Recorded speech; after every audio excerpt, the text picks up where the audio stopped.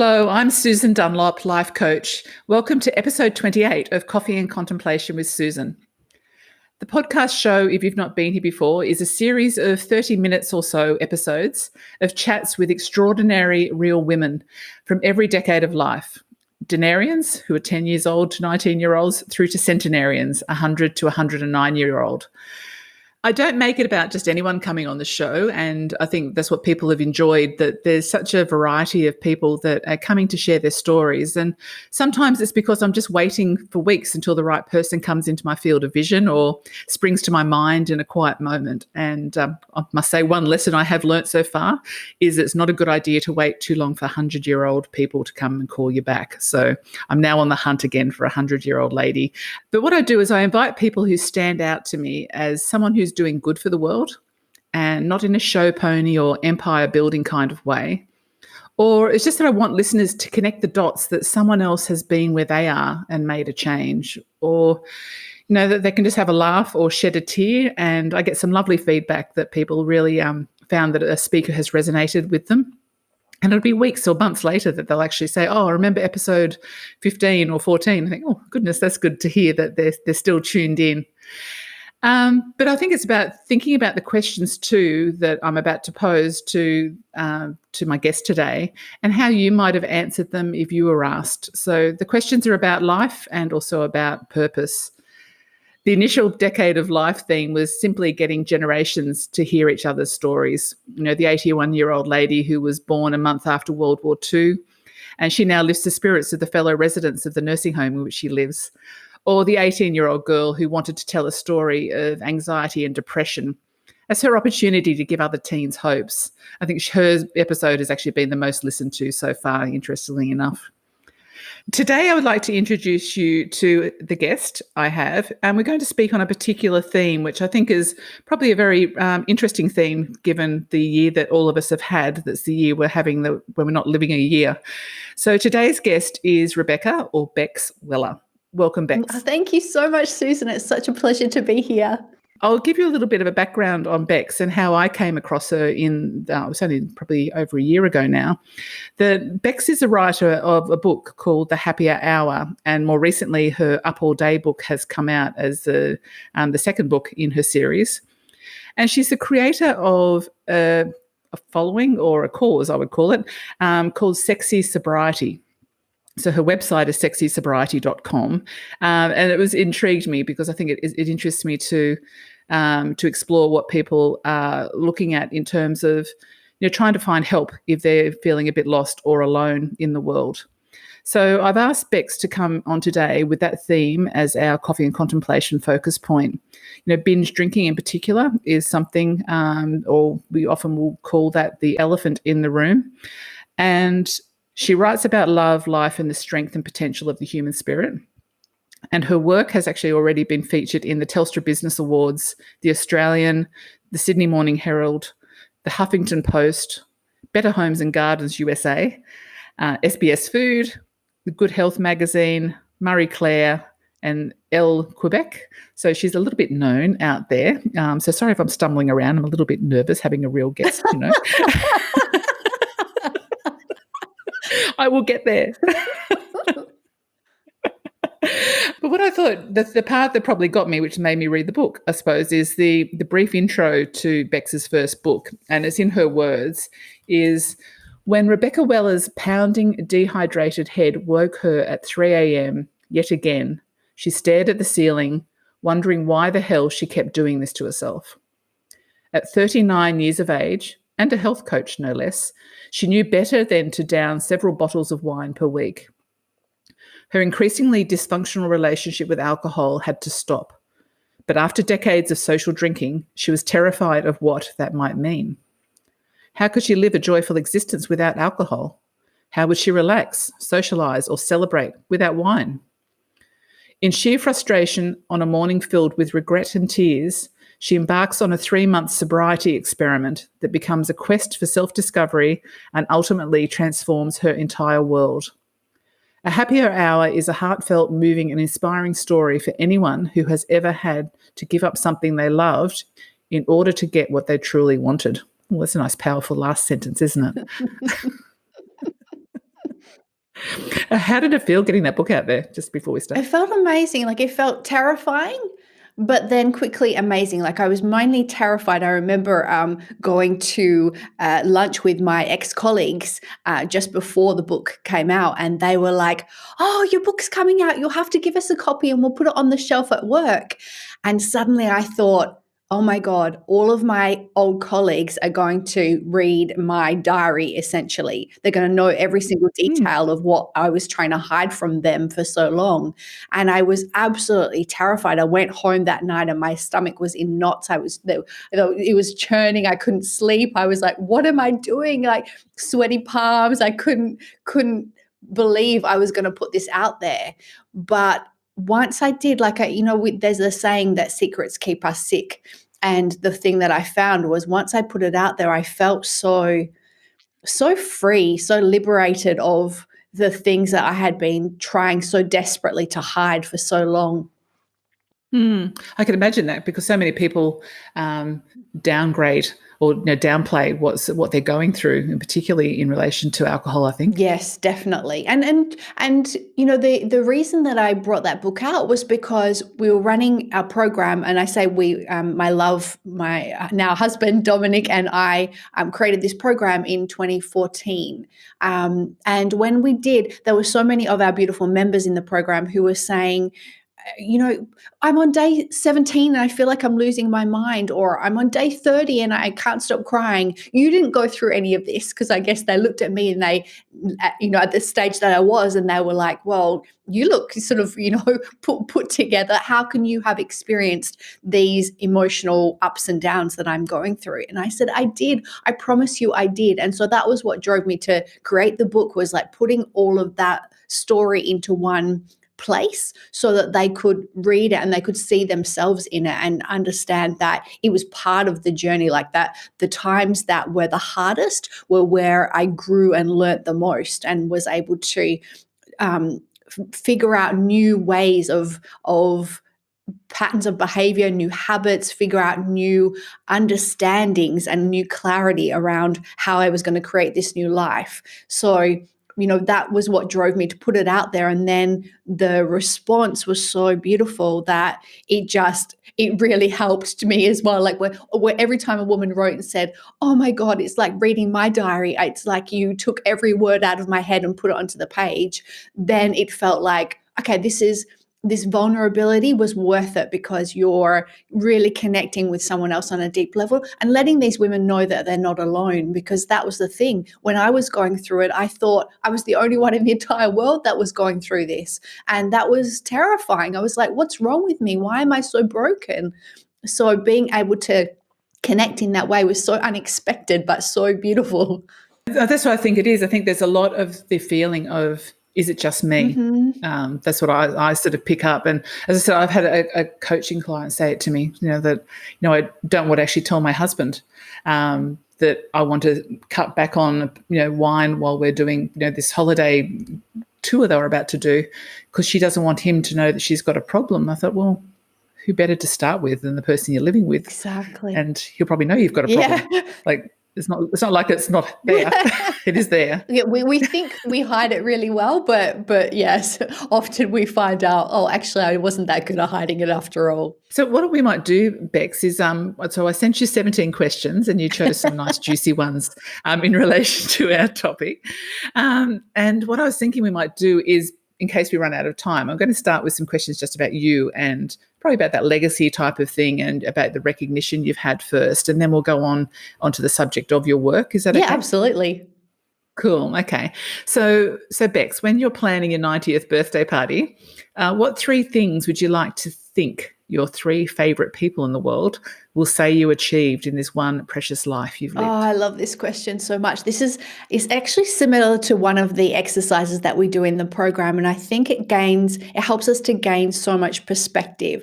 And that is, the exercise may sound a little bit morbid, but it's about having someone read out an epitaph at your funeral. And, in the one hand, it's the first exercise is writing down what that would sound like, what the epitaph would be if you don't change, if everything stays the same. And then the other one is what would happen if you do change. And this just helped me really to stop drinking, because it put things into perspective. And I hear that from so many of our members, that it's such a powerful exercise, because my first one was all about, at the time I was considering breaking up with my love because he wanted me to drink less.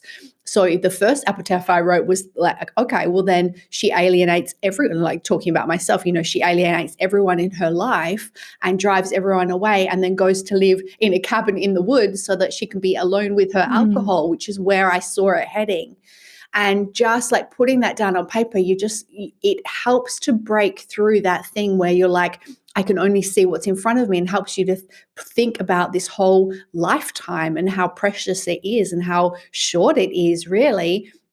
And then the second one I wrote was like, okay, now she quit drinking at 39, and she traveled the world, and she had amazing experiences, and she did stand-up paddleboarding at last, and she swam with dolphins, and she wrote a ton of best-selling books that helped so many people around the world, and she held live events, also sharing what she'd learned.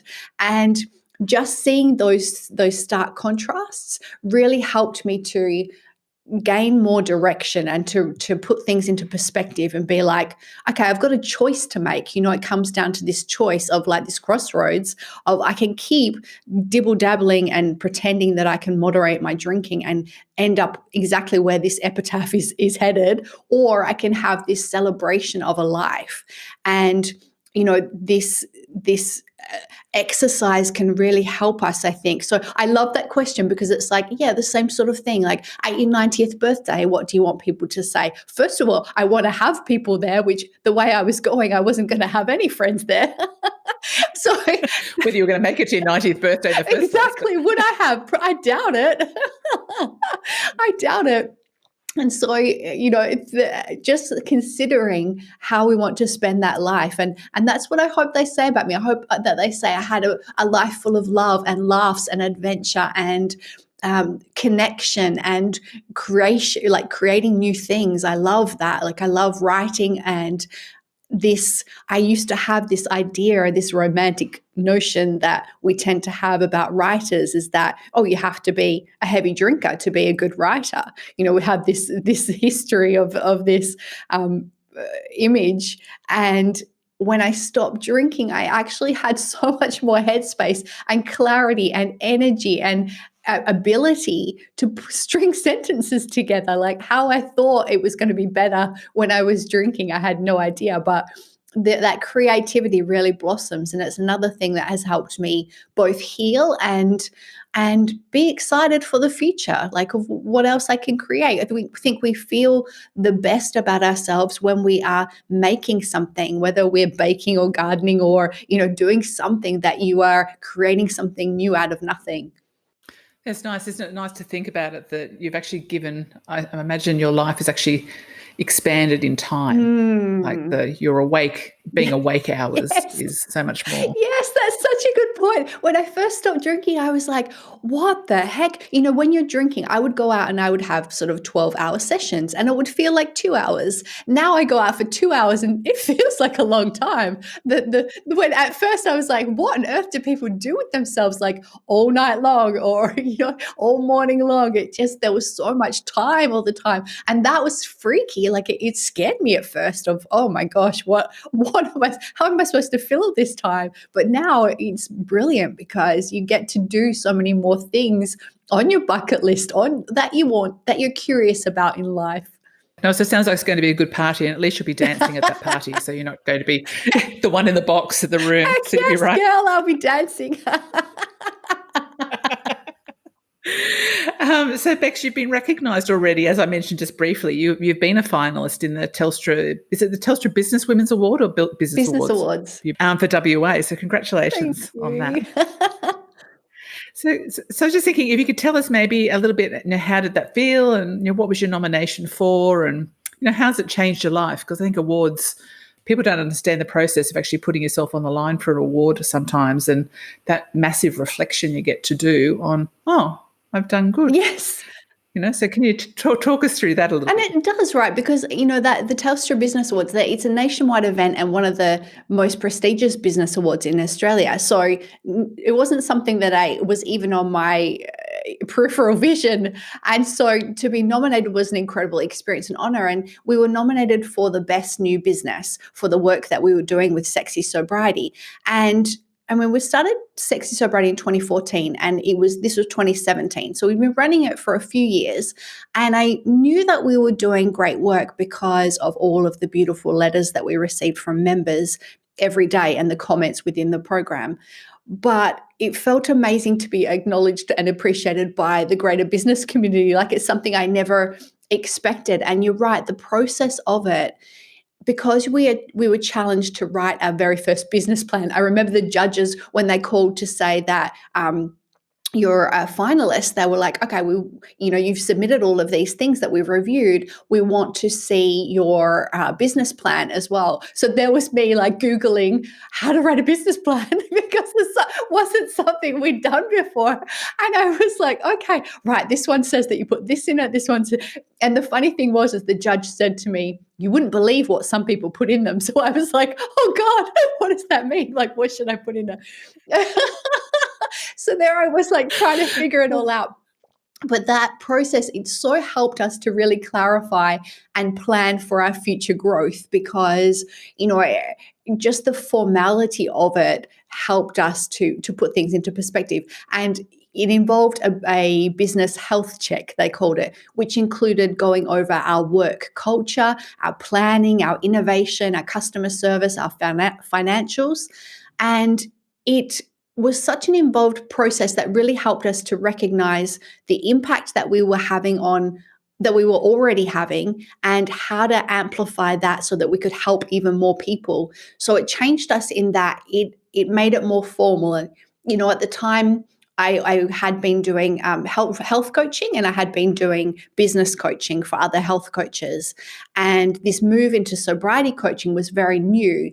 And so it helped me to also realize, okay, if I double down, and this is the place where we are having the most impact in the world, where we're helping the most people, and it's life-changing kind of help. It's, the business coaching and the life coaching with the nutrition coaching, that was great and it was helping people, but the sobriety coaching was helping people on a different level. And so it just helped us to realize, okay, let's go all in on this program and really maximize it to help the most people. Definitely a niche that you've got, and I think it's such an important one. That's what, as I said, it stood out to me that people say in coaching, you need to have a niche market. I think, gosh, if you can actually help the people with one thing, they actually tend to not want to even raise in coaching. Yes.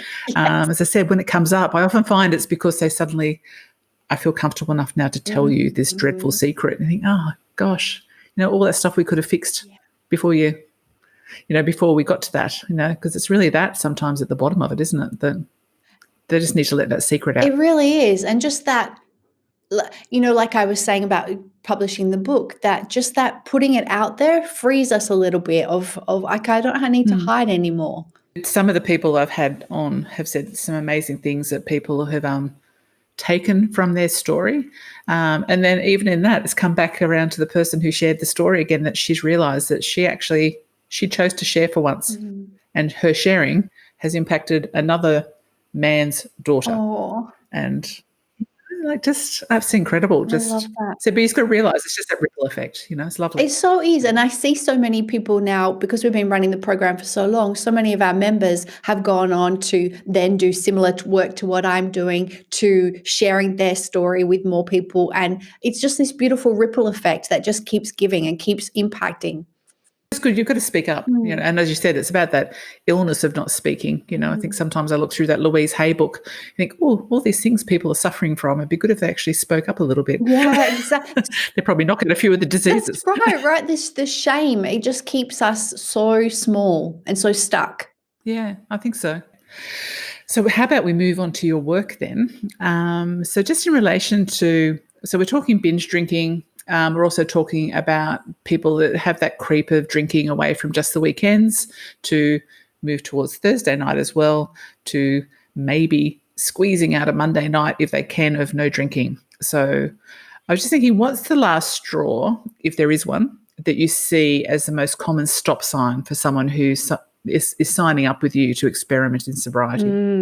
And this is such an interesting one as well, because I think there isn't always one. For me, I had an epiphany suddenly, thank goodness, that I'd spent the previous 2 decades of my life running from things. Like, I kept thinking, if I change my job, if I change my location, if I change my relationship, then things will be different. Not realizing, of course, everywhere you go, there you are.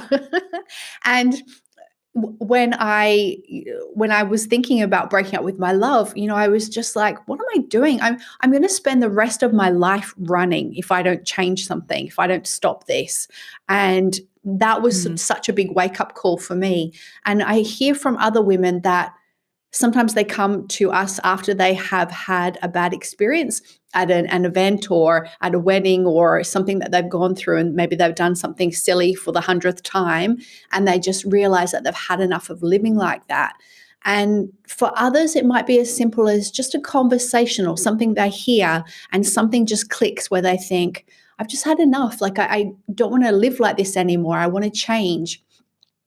I think the most important thing to remember is that, unlike the portrayal of sobriety in movies or in books and things like that, there doesn't have to be a dramatic rock bottom event. Like, I kept myself going around and round in circles for so long, like, well, am I an alcoholic? I thought only alcoholics stop drinking. And that kept me stuck, because I was like, well, I don't drink in the mornings. Like, definitely I binge drink, no doubt, and have these blackouts and hangovers that I really don't want anymore, and do things I regret. But I don't drink all day, and I don't do these things that I'd seen in the movies.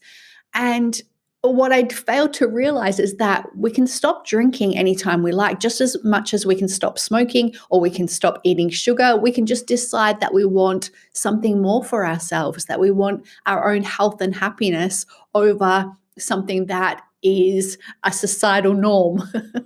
I've said to Bex before this, like, our family has had a history of drinking. Like, my dad's motto when we were in our teens was it a family that drinks together stays together.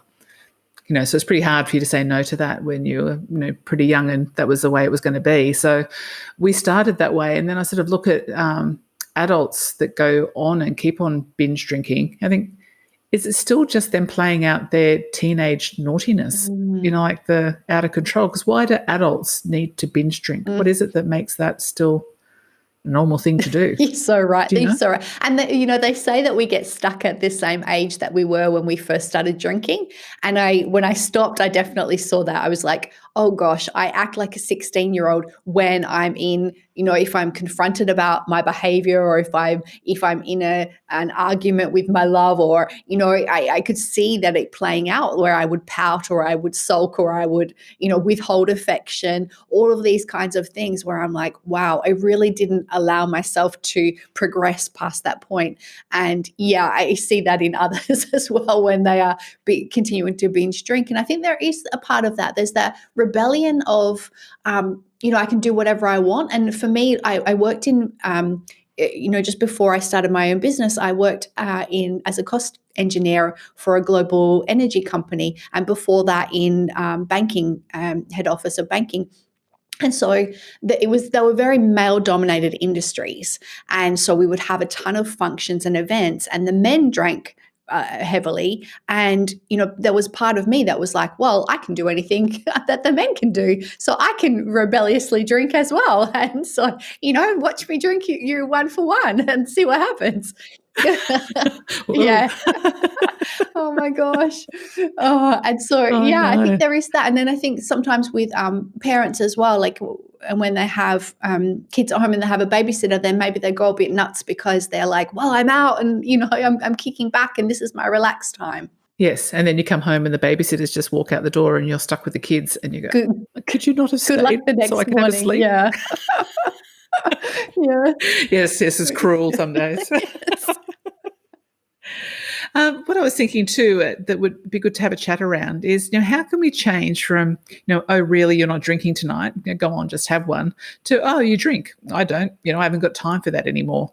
It's like the not drinking is the odd behavior, if you know what I mean. So, can we talk a little bit about that? Like, how did that happen? How did that happen? How did that happen? I do think that a lot of social media is involved in this, especially when it comes to women drinking, because now you only have to turn on Facebook and you constantly will see memes of having to drink to get through life, having to drink to get through parenthood.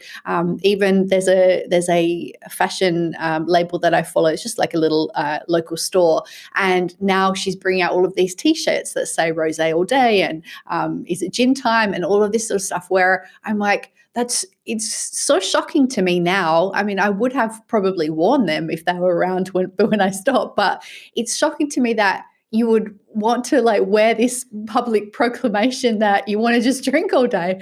But this is where we've got to, where it's so normalized, and not drinking is the odd behavior. And I was quite shocked when I was watching Mad Men, the series, and at how much everyone smoked. And in there was peer pressure to smoke. If anyone didn't smoke, especially if one of the men didn't, the other men were like, "Come on, are you a man or you're a mouse? You need to smoke."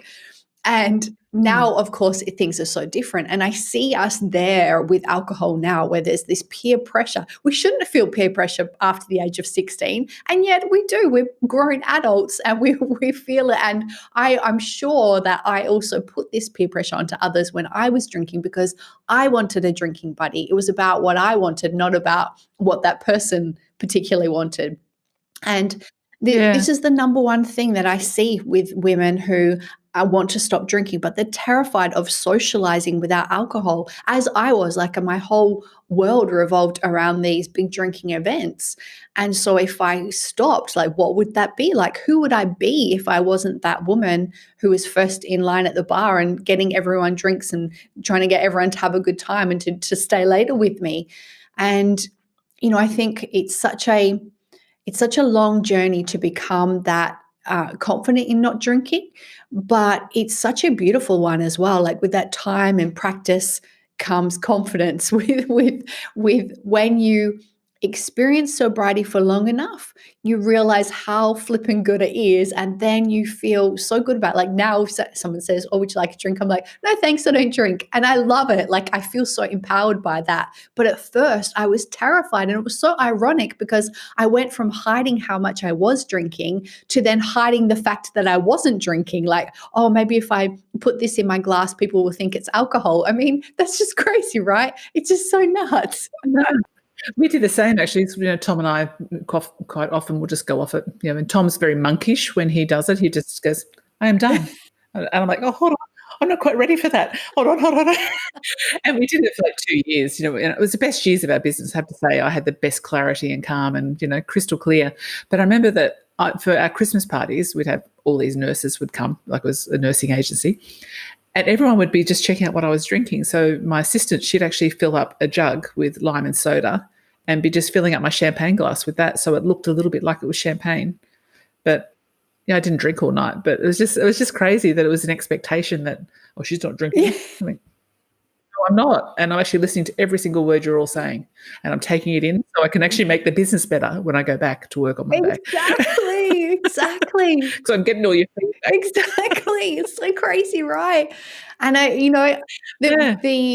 the funny thing is as well, I thought that I wasn't sure how I would make it all work when I stopped drinking, but when you stop drinking as well, I think you find more people that also don't drink, or at least their lives don't revolve around alcohol. We've got a group of friends and they'll have a couple of drinks when we're with them, but they want to do other things. They want to play sports or play games or, do things so that there's entertainment besides just sitting around and drinking. And that was so new to me. And I thought, so funny as well. I wouldn't have gravitated towards those people and I wouldn't have chosen to hang out with them when I was binge drinking, because I wanted to surround myself with people who did the same thing that I did, which was drink more. And so to then start finding yourselves in, or like seeking out these groups of other people that do other things, it becomes more normalized not to drink. And so, I think that's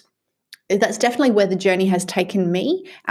If I was still going to the same bars and parties every week, I think I would really struggle, because I find, like we were saying, that time expands, and so those times at the parties are quite long. But also, I think, it's kind of like if you were always into canoeing or something, and then you had an injury and you could no longer canoe. If you still kept going to hang out with the canoers, I think you'll get a bit bored and you'll feel a bit frustrated. But if you move on to something else, then, you might find a new lease on life there, a new joy. As you were saying that, and people like me, I'm listening and applying it to my own life.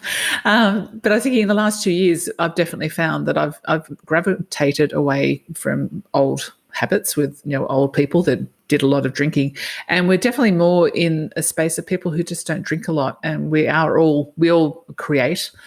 So I've become a lot more creative, and I would never ever think to drink when I'm creating something.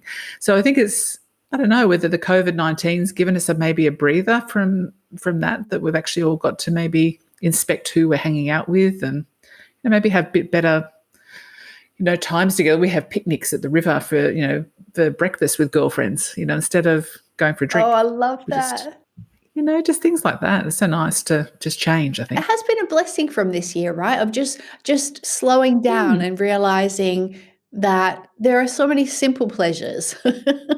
I think so. What have you seen in terms of that in relation to COVID and the changes? Like I think I mentioned to you that what really got me to get in touch with you this last week was that in South Australia, one bottle shop said that they went from $3,000 in sale a day up to $35,000 because of the pending lockdown. Yeah. So are people drinking a lot more, or are you seeing people joining your program going, I've had enough, I have to make a change, or what's it like? Yeah, and especially when we had lockdowns, or like you say, because Adelaide went into lockdown, and here in Perth in sort of March to May, we had lockdowns.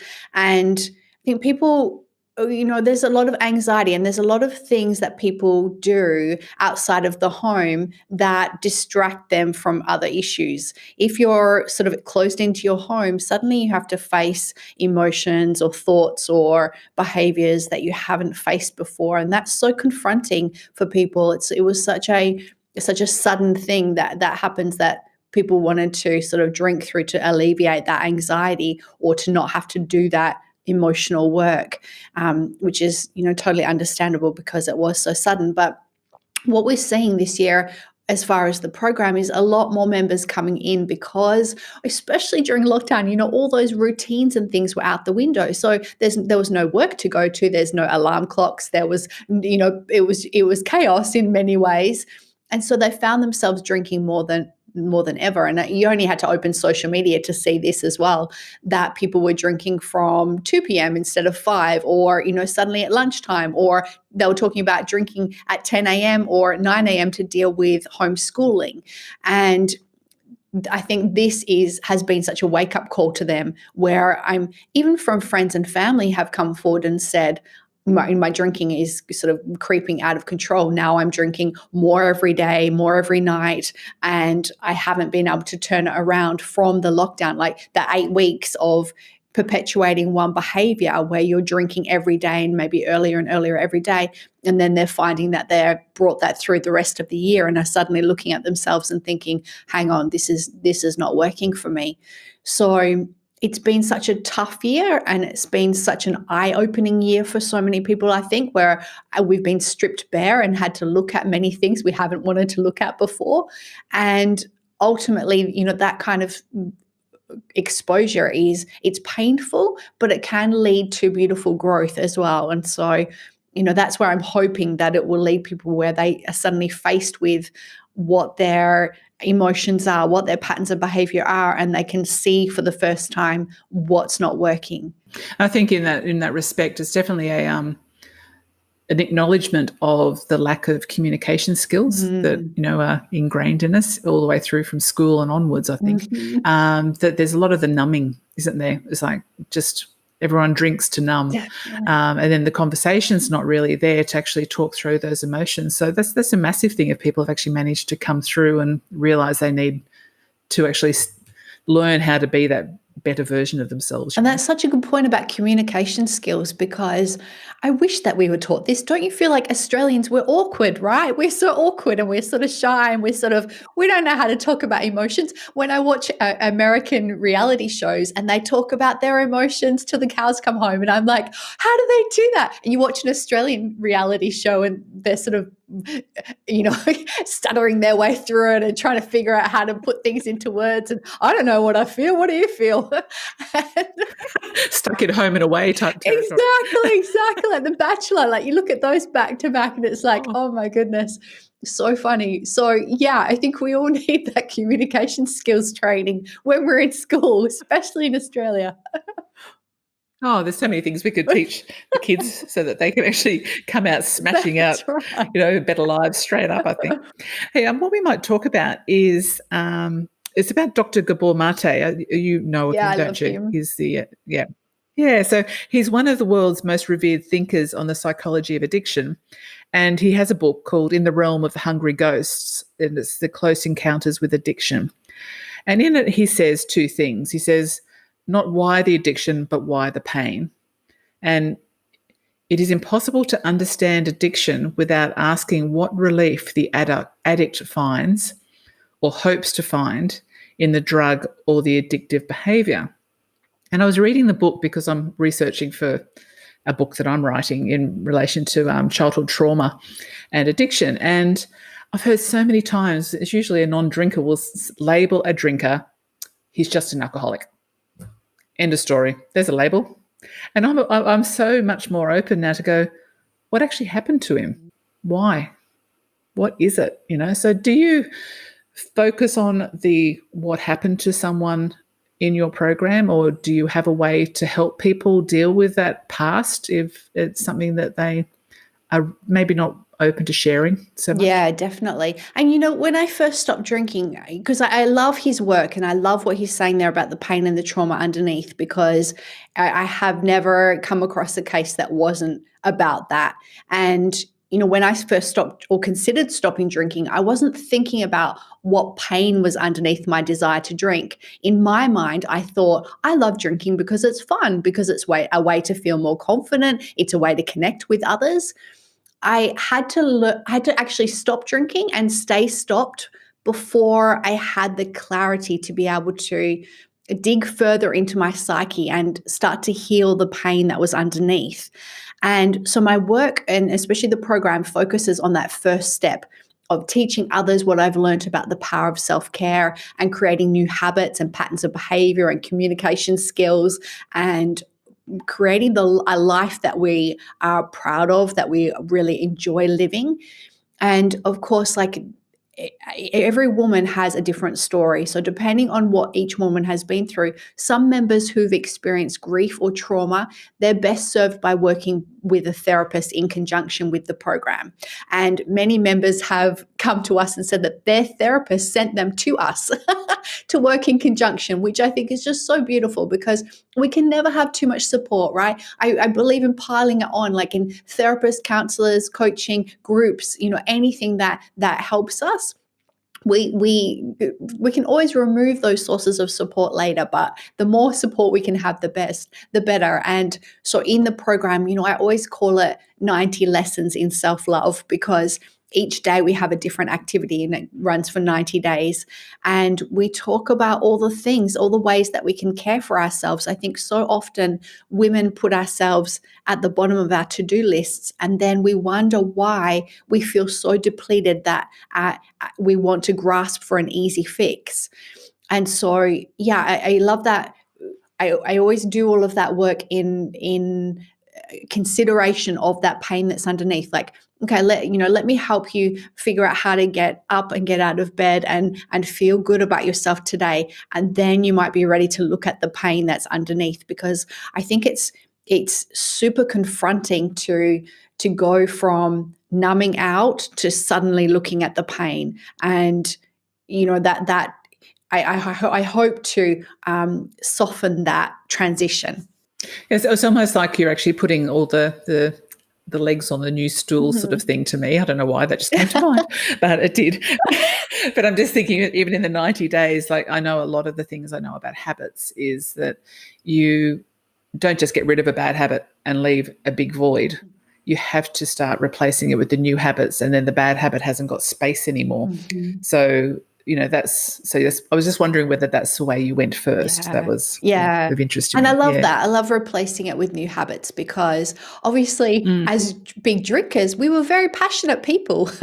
We were very passionate about drinking. So I love to channel that passion into a new healthy way, new healthy outlets. So, we talk about art therapy. We talk about starting new hobbies and activities just to channel that beautiful energy into a way that's healthy rather than destructive. Yeah, and I think that's great. And as you said, like the other stuff will get resolved, but it is more of a therapist type of thing. And some people will not go to other things. Like there are a lot of government initiatives, and there was no way I was going to go to one of those. And there are, of course, were AA groups, and there was no way I was going to go to one of those. And so, I think if you at least like bring people in, and then also recommend the therapists and the other groups and things depending on what they've been through in their experience. I love that approach, just of like giving them a soft place to land and then expanding on their support network. When you're saying it's about that support network, and I have referred at least a couple of my clients, I've given them your details. I don't know whether they've gone past that step. And even just watching someone on Instagram who was showing how she was giving away alcohol, and she fell apart with some, a wedding on a weekend. I said, BEX is doing it. Contact her. She's in Australia. Just do something with someone that might just be able to help you. Like you don't have to prove it all by yourself, which is what she was trying to do. I think, no, you don't have to. Just get some support. Exactly. It makes things so much easier. It makes things so much more enjoyable as well. And when I stopped drinking, I didn't know anyone that didn't drink.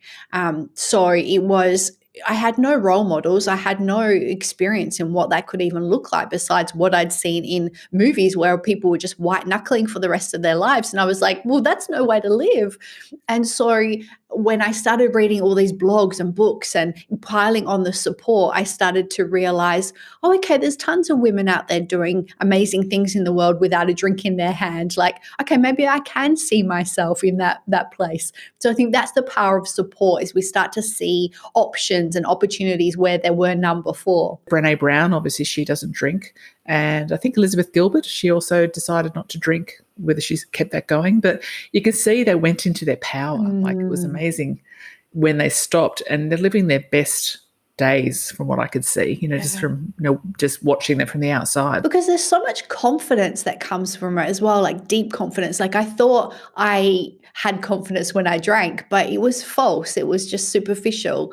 The real confidence comes from knowing that you feel amazing in your choice, that you're doing things that you're proud of, that you never, do things that you regret, or if you accidentally do, then you apologize for them. You take responsibility for your life, and that just feels so empowering. I felt like I was kind of in victim mode before, of like, life keeps happening to me.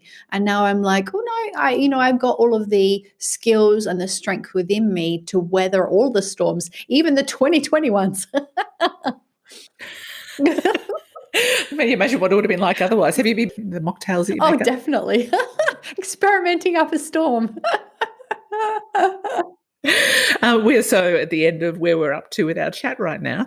What I was going to ask you before we finish off is, do you have a favorite mantra or a quote that gets you through hard times? And maybe just let us know, when has that worked for you the most? Yes. I have one that I would use in the very beginning, and it was, if it doesn't challenge you, it doesn't change you. Because I was like, this is so hard. I hadn't really stuck with anything really hard before in my life, and sobriety was flipping hard in the beginning.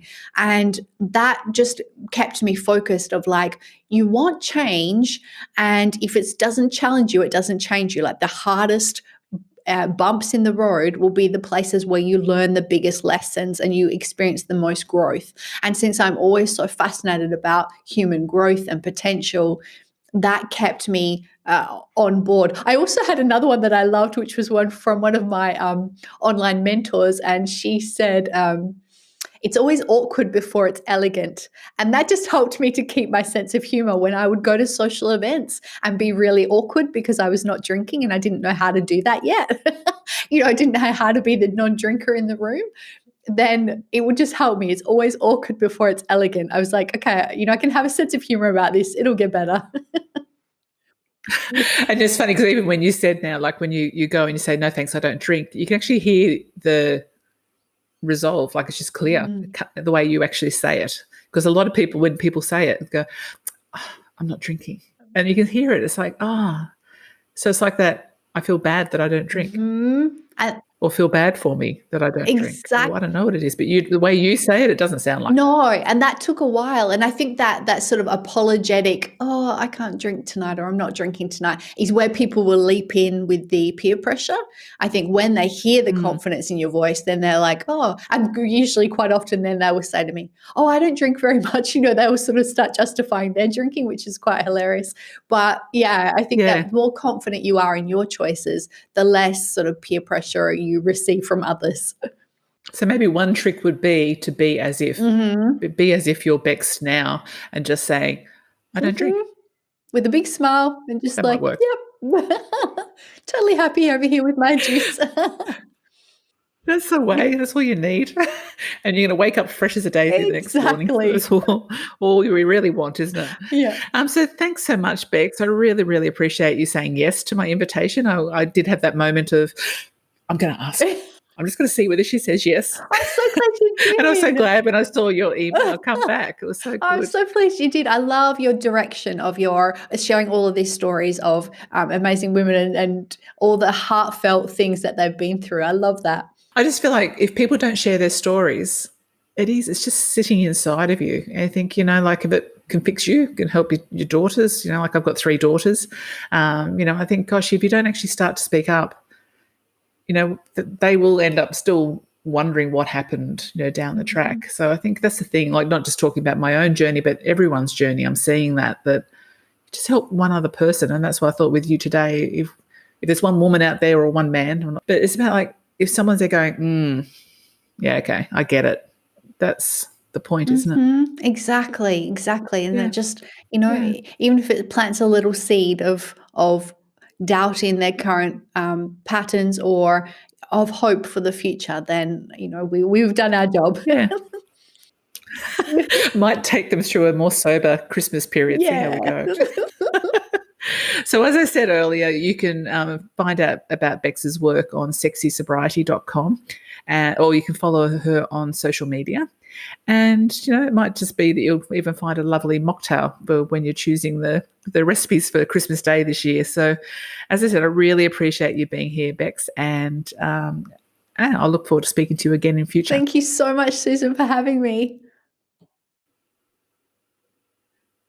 So listeners, did you take anything away from today's episode with Bex that make you have a think, or that you could maybe jot down and have a maybe even a conversation within your own family, or you might want to actually reach out to Bex and just see whether there's something that you can work on. She's got some really cool resources too on her website, so that's just the beginning. And her book's really it's very, like, you heard what she's like on the podcast. That's what her book is written like. So it's very well written, but it's light, and I think that's makes it more enjoyable to actually understand someone else's story written from a perspective of just day-to-day life. And she went through struggles, she went through successes, she went through some really tough patches, and she kept on coming out the other end because she kept on pushing through. And she could have just stopped if she wanted to and just gone back to what she was doing in the first place. So as she said, like her 90th birthday is going to be a pretty good celebration, I think, based on what she sees, her lifetime goal as being. So I hope that you enjoyed that. It is coming up to Christmas. It is a time of a bit of dysfunction in some families, and sometimes not a celebration as such too. So I know alcohol plays a lot of roles in people's different families. So I hope that you get through Christmas and enjoy it safely and soundly. And, maybe, as I said, Bex has got some really lovely mocktail recipes, so you might even be interested in trying some of those out. I will leave you to your day, and I wish you well, and take care until next time. Thank you.